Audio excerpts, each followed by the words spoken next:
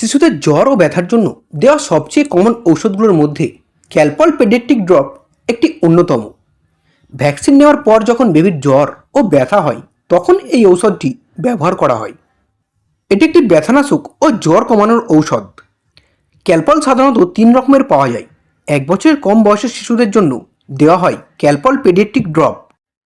1 বছরের বেশি বয়সের শিশুদের জন্য ক্যালপল সিরাপ 2 ধরনের পাওয়া যায়।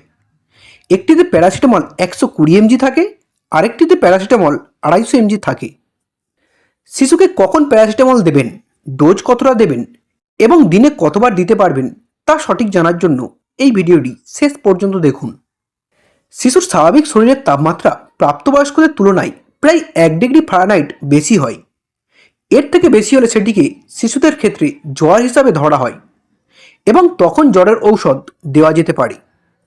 ক্যালপল ড্রপের বক্সের উপর সাধারণত একটি ডোজ চার্ট দেওয়া থাকে, কিন্তু সেই চার্ট ব্যবহার করতে হলে শিশুর ওজন জানা খুবই জরুরি, কারণ শিশুদের ঔষধ তাদের ওজন অনুযায়ী দেওয়া হয়। সাধারণত 10 থেকে 15 mg প্রতি কেজি ওজন অনুযায়ী ডোজ হিসাবে ঔষধ দেওয়া যায়। এই সতর্কতাটি ঔষধের বক্সে লেখা থাকে। সবসময় শিশুর ওজন অনুযায়ী ডোজ দিন। এই হিসাব অনুযায়ী দিনে 3 থেকে 4 বার ঔষধ দেওয়া যায়। যদি প্রয়োজনের চেয়ে বেশি ডোজ দেওয়া হয় তাহলে শিশুর ওভারডোজ হতে পারে, যা তার জন্য ক্ষতিকর। ওভারডোজের কারণে শিশুর লিভার ড্যামেজ হতে পারে এবং অ্যালার্জিক রিঅ্যাকশানও দেখা দিতে পারে। অ্যালার্জিক রিঅ্যাকশানের লক্ষণগুলোর মধ্যে রয়েছে মুখ বা চোখ ফোলা, শরীরে চুলকানি বা র্যাশও বের হতে পারে। তাই ওভারডোজের বিষয়ে খুবই সতর্ক থাকুন। প্রথমে শিশুর ওজন চেক করুন, তারপর চার্ট অনুযায়ী ডোজ দিন। প্রতিবার ঔষধ দেওয়ার মধ্যে কমপক্ষে 4 ঘন্টার গ্যাপ রাখুন। যদি এই গ্যাপ না রাখা হয় তাহলে ওভারডোজ হতে পারে। 24 ঘন্টায় 4 বারের বেশি কখনোই এই ঔষধ খাওয়াবেন না। ঔষধ দেওয়ার আগে বোতলটি ভালোভাবে ঝাঁকিয়ে নিন এবং ঔষধ দেওয়ার পর বোতলটি ভালোভাবে বন্ধ করে রাখুন।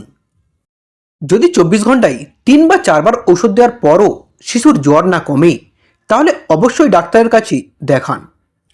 ডাক্তারের পরামর্শ ছাড়া 3 দিনের বেশি এই ঔষধ শিশুকে দেবেন না।